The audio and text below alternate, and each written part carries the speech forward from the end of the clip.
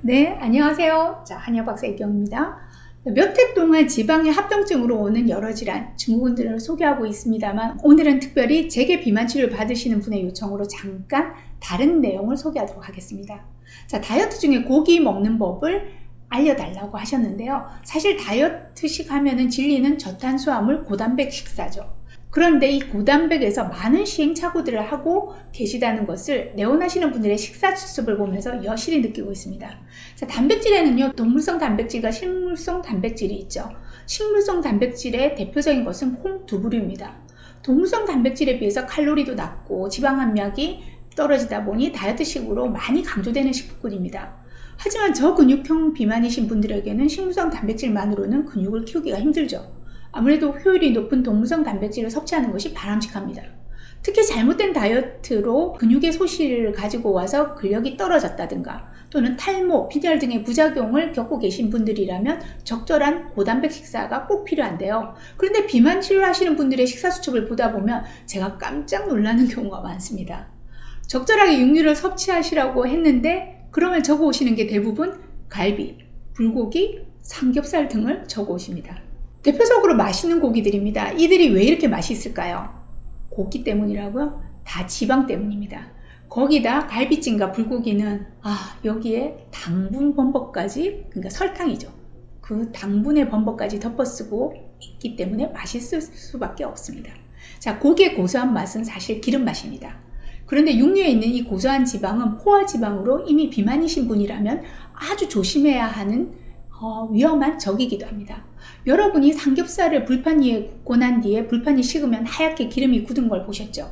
원래 삼겹살 속에 이제 허옇게 있는 고체 상태의 지방이 잠시 열에 의해서 녹았다가 열이 식으면 다시 굳어지는 거죠. 포화지방이란 간단히 말해서 이렇게 실온에서는 고체로 존재하는 지방을 말합니다. 여러분의 몸속에서도 고체로 쌓인다는 거죠. 지방 자체가 고칼로리 음식이기 때문에 비만에 좋지 않다는 기본 전제는 깔고 갑니다만 이 정도 선이 아닙니다. 이 포화지방산을 과도하게 섭취하면 이게 피 속에 둥둥둥 떠다니다가 혈관벽에 엉켜붙어서 상처가 나고 염증을 일으키게 되고 피딱지가 엉키기도 하고 또 혈관을 딱딱하게 만듭니다. 마치 수도관에 때가 끼고 녹이 슬듯이 말입니다.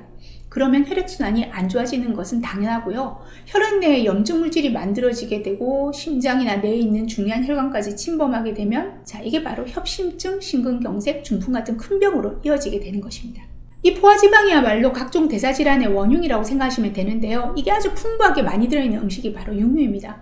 자, 그렇다고 육류가 나쁜 것은 아닙니다. 양질의 단백질을 얻기 위해서는 육류의 섭취가 효율적이라고 이미 말씀드렸습니다만 육류에는 이렇게 포화지방이 따라붙게 되죠. 답은 가능하면 포화지방이 적은 부위의 육류를 섭취하라는 것입니다. 자, 어떤 고기냐고요? 아주 간단한 방법이 있습니다. 싼 고기를 선택하시면 됩니다. 대부분의 비싼 고기들은요, 마블링이 얼마나 잘 되어 있고 지방이 잘 쓰면서 고소한 맛을 내느냐에 비례할 수밖에 없습니다. 갈비, 등심, 부채살, 삼겹살, 오겹살 생각해보면 모두 고가의 고기들입니다. 맞습니다. 살코기는 퍽퍽하고 기름기 많은 고기는 부드럽고 고소합니다. 그런데 여러분이 다이어트 중이라면 분명한 선택을 해야 합니다. 보통 돼지는 뚱뚱하니까 돼지고기는 안 좋아.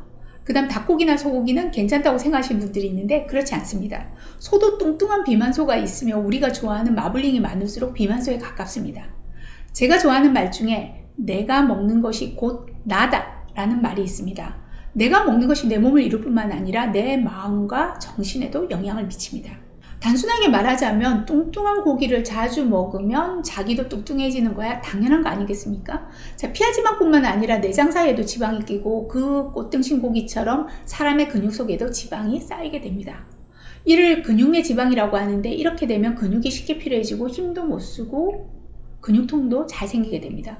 그러므로 고기를 선택하실 때는 기름기가 적은 부위를 선택하시도록 해야 하는데요. 주로 많이 사용하는 근육 부분, 앞다리살, 뒷다리살 등을 선택하시면 됩니다. 퍽퍽한 고기를 맛이 없다고 하시는데 맛있게 먹을 수 있는 요리법을 활용하시면 더 좋겠습니다. 자, 가장 좋은 방법은요, 기름에 튀기거나 굽기보다는 된장이나 커피를 살짝 푼 물에 푹 삶아서 채소와 소스와 함께 먹으면 부드러운 수육이 돼서 아이들도 의외로 잘 먹습니다. 자, 닭이나 오리 같은 가금류를 먹을 때는요, 껍질을 좀 싹 벗기고 드시기 바랍니다. 닭은 껍질만 벗겨내면 흰 살코기가 나오는데 이거야말로 정말 양질의 단백질 공급원이라고 할 수 있습니다. 육류만이 아니라 생선도 활용해 보시기 바랍니다. 자, 여기에 더불어서 채소를 충분히 함께 먹는 것 잊어버리지 말아야 합니다. 자, 채소는요, 고기의 산성을 중화시키고 콜레스테롤 수치를 낮춰주고 또 고기 때문에 생겨나는 노폐물을 배출시키는 기특한 효과가 있습니다. 역시 오늘의 결론도 균형 있는 식단이군요. 꼭 지키시기 바랍니다. 감사합니다.